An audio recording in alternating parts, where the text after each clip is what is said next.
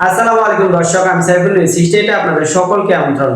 ব্রহ্মপুত্র নদে শতাধিক মানুষ সহ ভেঙে পড়ল ব্রিজ, নিহত বেড়ে 5 জন। জামালপুরের দেওয়ানগঞ্জে একটি ভাসমান ব্রিজ ভেঙে ঈদে ঘুরতে যাওয়া শতাধিক মানুষ ব্রহ্মপুত্র নদে পড়ে গেছে। এই দুর্ঘটনায় আরো এক শিশুর মরদেহ উদ্ধার করা হয়েছে। এই নিয়ে মৃতের সংখ্যা বেড়ে দাঁড়ালো 5 জনে। শনিবার 21শে মার্চ বিকেল 4টার দিকে দেওয়ানগঞ্জ থানার সামনে ব্রহ্মপুত্র নদের উপরে এই দুর্ঘটনা ঘটে। ঈদের দিনে ঘটে যাওয়া এই দুর্ঘটনার এলাকার শোকের ছায়া নেমে এসেছে।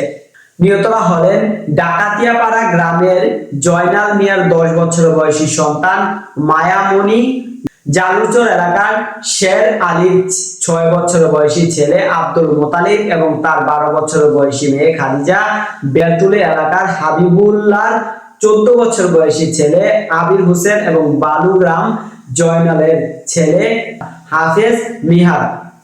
স্থানীয় সূত্রে জানা যায় যে ঈদ উপলক্ষে প্রতি বছর এই ব্রিজে আশেপাশের মানুষ ব্যাপক সমাগম হয়। এবার ঈদের দিন বিকেলে সেখানে প্রচুর মানুষের সমাগম ঘটে। দীর্ঘদিন ধরে ব্রিজটি ঝুঁকিপূর্ণ অবস্থায় ছিল। আজ অতিরিক্ত চাপের কারণে হঠাৎ করে সেটি ভেঙে পড়ে। এই সময় ব্রিজে থাকা শতাধিক মানুষ নদীতে পড়ে যায়। তাদের মধ্যে অনেকে সাঁতার কেটে তীরে উঠতে সক্ষম হলেও কিছু শিশু পানিতে ভেসে যায়। ঘটনাস্থলে শিশু 3টির মৃত্যু হয়। খবর পেয়ে ফায়ার সার্ভিস স্থানীয়রা উদ্ধার অভিযান শুরু করেন। পরে রাত 9টা পর্যন্ত 2 শিশুর মরদেহ উদ্ধার করা হয়। নদের পাড়ে থাকা চা দোকানি মুকবুল মিয়া বলেন যে বৃষ্টি প্রায় 1 বছর ধরে ঝুঁকিপূর্ণ ছিল। অতিরিক্ত মানুষ উঠায় এতে ভেঙে যায়। মৃত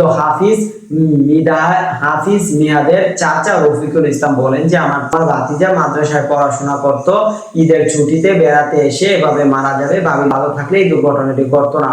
দেওয়ানগঞ্জ বকশীগঞ্জ আসনের সংসদ সদস্য এম রফিকুজ্জামান মিল্লাত ঘটনার পরিদর্শন করে এবং ক্ষতিগ্রস্তদের পরিবারের পাশে থাকার আশ্বাস দিয়েছে এবং কি নতুন করে একটি পাকা ব্রিজ নির্মাণের পরিকল্পনা করছে তারা। দর্শক, সাবস্ক্রাইব করবেন, লাইক করবেন, শেয়ার করুন, কমেন্ট করতে ভুলবেন না।